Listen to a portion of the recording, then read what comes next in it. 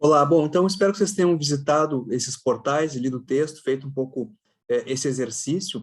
né? E o primeiro tópico que eu gostaria de trazer para nossa discussão é essa diferenciação entre o que seria promoção turística ou comunicação integrada, né? Eu coloquei ali promoção, um pouco de propósito, como uma provocação, né? Porque esse termo ele é muito utilizado e é muito frequente, principalmente a partir do trade turístico, né? Que em geral a demanda enfim, pelo poder público ou pelas organizações de TMO, é sempre a questão da promoção das viagens, né? E a gente percebe o quanto essa ideia de promoção, quando ela não está associada a um desenho bastante bem realizado da própria experiência do destino, né, e das outras maneiras que o destino acaba se comunicando com o público, né, ele acaba sendo, de alguma maneira, um gigante com pés de barro, né? Ou seja, eu vou fazer uma promoção de um destino que não está bem estruturado, de alguma maneira, né? E aí depois isso vai ser pouco eficiente, né? Talvez vou gastar com stand em feiras, enfim, para fazer a promoção do destino, mas se eu não tenho aquilo estruturado, não tenho como colocar na prateleira das agências, ou não tenho um portal bastante, bem construído que o visitante procure pelo meu destino e saiba, entenda como é possível visitá-lo, o que é possível de fazer, enfim, né, esse tipo de promoção, pura e simples, né, ela acaba pouco eficiente, acaba sendo esse gigante pés de barro, né. No entanto, né, ela é uma demanda bastante crescente, né, principalmente em relação ao trade, uma demanda sobre o poder público, né? O que, de alguma maneira, é um pouco... A gente até poderia discutir um pouco essa questão da função, o papel do Estado em relação ao turismo, né? Tem um pouco esse papel dessa promoção, é visto como tendo esse papel da promoção, no entanto, em outros aspectos, como a própria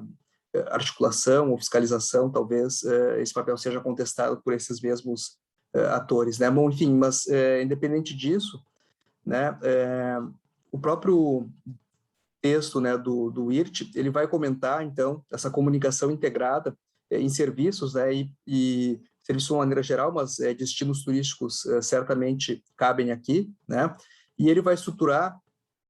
o como essa comunicação ela deve seguir um pouco esse roteiro dos 5 Ws, né, ou seja, de quem vai comunicar, o que vai comunicar, quando vai comunicar, onde comunicar e como, né? E a partir disso, então, a escolha dos diferentes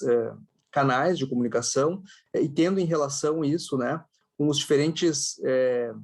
digamos assim, momentos, né, em relação ao, por exemplo, do público consumidor, né, em relação a, no nosso caso aqui, a viagem, né? Então, por exemplo, alguém que está pensando em visitar um destino vai ser uma comunicação que eu vou ter diferente de alguém que já visitou o destino, né? Enfim, ou vai ler isso de uma maneira diferente, até, inclusive, isso é um ponto interessante, né, de se observar nos próprios portais de turismo que vocês navegaram ali, né? E aí, então, essa comunicação, né, ela deve ser pensada, principalmente a gente tendo em vista essa mudança, né, como sempre que a gente tem ressaltado bastante aqui na disciplina, né, desse modelo de destino turístico, né, desse modelo muito centrado, por exemplo, em um gestor de destino que organizaria os diferentes serviços ou pacotes, enfim, né, organizaria aquilo e colocaria aquilo, enfim, a partir de uma operadora ou distribuiria de uma maneira direta para um guia de viagem, enfim, né, mas pensando num público genérico, né, ou turista. E o quanto isso mudou bastante, né, principalmente a partir enfim, do surgimento das redes sociais, enfim, uma coisa que é bastante recente, assim, de pensar que há 10 anos atrás não existia, por exemplo, nem o Facebook, né, e o quanto isso mudou, assim, o próprio modo como os destinos se comunicam e como as pessoas viajam também, né, então a gente percebe esse campo aqui, né, em que eu tenho, e uma das principais diferenças, né, nessa mudança, é a participação dos próprios clientes na formação dos produtos, né, e a interação deles com as diferentes empresas. Então, por exemplo, né, hoje é muito comum eu pegar esses reviews do TripAdvisor ou do próprio Booking, né, antes de reservar um hotel. Então, eu tenho ali uma relação direta, né, entre os clientes e as empresas, uma relação de cooperação em que as empresas têm que responder a esses clientes diretamente e, ao mesmo tempo, esses próprios clientes auxiliam outros visitantes, né, a fazerem as suas escolhas, né? Então, a gente percebe o quanto eu tenho uma intersecção de diferente, uma certa polifonia, digamos assim, que antes não existia, né? E aí, nesse sentido, dessa transformação, né, é que vem a discussão que a gente estava, enfim, vem comentando, né, de se as DMOs seriam responsáveis por um Destination Marketing ou Destination Management, né? E é um pouco isso que eu estava falando anteriormente em relação à comunicação integrada. Então, a gente percebe que as diferentes etapas, né, elas acabam se sobrepondo, digamos assim, e é diferente eu fazer como anteriormente, né, um plano de marketing pautado, talvez assim, bom, vou fazer minha promoção em certas feiras, vou participar de determinados eventos, vou fazer folhetos, ou, não sei, contratar um espaço de televisão, né, que era uma comunicação muito emissor-receptor, né, e hoje em dia eu tenho esse diálogo, e a partir desse diálogo também, né, uma diversidade de públicos, né, porque quando eu estou me comunicando o meu destino, não estou pensando somente no turista, né, mas pensando também em quem trabalha na linha de frente, enfim, em outros públicos, né, e na própria comunidade local que está, talvez, recebendo esse tipo de informação. Enfim, a gente pode até falar da ideia de turismo cidadão, enfim, né, das próprias pessoas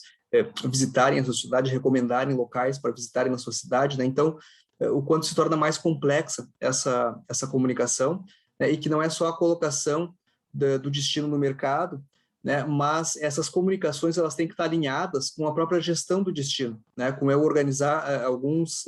aspectos que talvez estejam deficitários no meu destino, né, a partir dessa interação e dessa comunicação, lembrando sempre daquela analogia lá das formigas, né. E aí, então, é comum isso que a gente chama do inbound marketing, né, ou seja, que é um marketing também voltado para um público interno, não só para os visitantes, né, mas também para a comunidade e para os profissionais de turismo do destino. Então, a gente percebe, né, que nesse quem comunicar existe uma diversidade de públicos, né, e se eu considerar a diversidade de públicos, é uma diversidade de expectativas, né, de discursos que eles esperam escutar, né, e eu tenho que cuidar para não haver uma certa contradição entre esses diferentes discursos, né. Agora me lembro, por exemplo, de um caso, né, de um destino que estava procurando se promover nesse período de pandemia e começou a ser contestado pelos próprios moradores. Ué, mas vem cá, vocês estão querendo trazer a gente para cá, mas não é para a gente ficar em casa, como é que fica isso, né? Então, de pensar, né, nesse alinhamento dessas diferentes expectativas em relação a isso. E aí eu coloquei aqui alguns públicos, né, importantes serem considerados, os visitantes, os turistas, né, que tradicionalmente vêm ao meu destino, né, que eu sei mais ou menos que quem vem a partir das próprias pesquisas, né, e dos observatórios de turismo estão aí para nos dizer, potenciais visitantes ou novos mercados, né, o que eles gostariam de, como é que eu poderia atingir esse novo público, profissionais do turismo no destino, que vão auxiliar o visitante nessa jornada dele no destino, assim como a própria comunidade, né, profissionais de turismo fora do destino também, né, como agentes de viagem, enfim, outros públicos, né, que podem auxiliar nessa distribuição. E um outro elemento que eu acabei não colocando aqui, mas que é importante também, são os investidores, né, que talvez o destino queira captar novos investimentos, né, enfim, empreendimentos, hotéis ou outros tipos de investimento, né, e o discurso que eu vou ter para os investidores vai ser diferente do discurso que eu vou ter para os visitantes, né, e aí, então, a gente percebe, né, nesse novo modelo de destino, a gente tem essa diversidade de públicos, que é uma coisa diferente daquela comunicação unidirecional, em que muitas vezes, e aí eu me recordo de um estudo que eu fiz, por exemplo, sobre os materiais que Porto Alegre fazia, né, é que o discurso e a narrativa que se colocava sobre o destino, né, eles eram muito pautados numa visão do próprio porto-alegrense ou da comunidade, como eles gostariam de ser percebidos, né, e consideravam pouco, talvez, as necessidades dos visitantes. Então, era um pouco essa coisa um pouco de gaúcho, né, de comentar das suas glórias, enfim, ou do que é bom, do que é bom de se fazer aqui,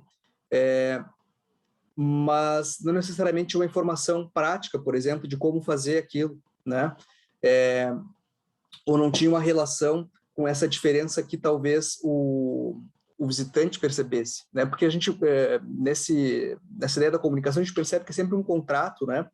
Em que eu tenho, por um lado, alguém que está emitindo essa mensagem, mas, por outro lado, quem está recebendo essa mensagem tem todo um repertório que vai ler aquilo, né? E o modo como esse repertório vai se encaixar naquilo que está sendo dito vai variar, né? De acordo com os diferentes públicos. Então, por exemplo, se eu estou